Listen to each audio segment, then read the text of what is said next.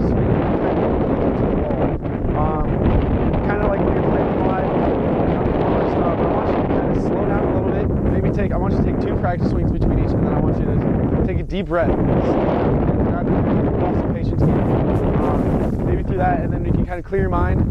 Go back up. So take 2 practice, deep breath, and then step up. Wedge shots, every kind of shot. I want you to slow down, take 2 practice swings, take a deep breath, and clear your mind. Okay? Because sometimes when you get too quick, you hurry your shots, and then you picture the shot that you want in your mind.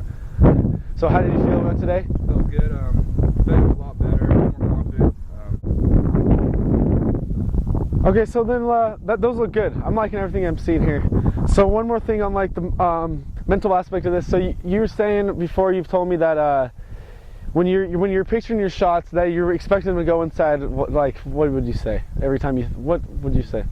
Inside from about 120. So realistically, I mean, that's high expectations. Yes. It is, and I'm not saying that you can't do that every time, but realistically, even on the PGA Tour, they're not putting them inside 5 feet and 120-yard shots.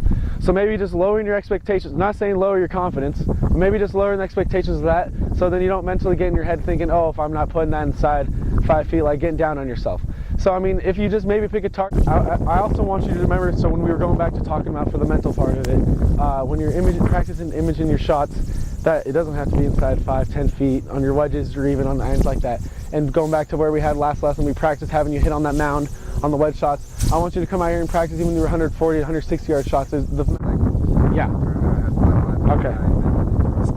So that's the main mental thing, is you got to just forget about that one. You have the confidence in you, like even you said, you have confidence in your short putts. So it's just remembering, hey, that one's done with. Forget about that in the last hole. We got the next one. Like it'll limit damage, and it'll keep the confidence going through the next one, not even knowing you missed the last putt. Okay, so and then just making sure you have the confidence all the way through. Like we said, you're a good putter. If you miss one, just forget about that. You got to move on and stay mentally strong. Okay, thanks, Ben. Thank you, Aaron. All right, Ben. So here we are on this hole. One of the tougher holes we have out here. You get in trouble if you go left, you go out of bounds. On the right, you get yourself into trouble, and it's hard to get out of there. So why did you choose that club off the tee today here? Chose the 5-wood. I feel like I have more control with it. Control with it? Doesn't get me into much trouble. Perfect.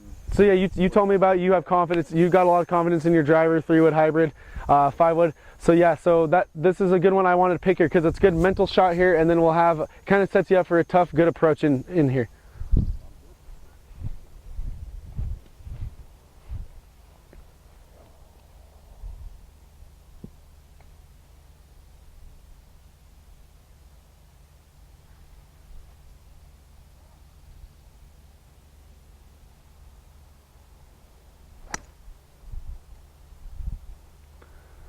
How'd that feel? Felt good.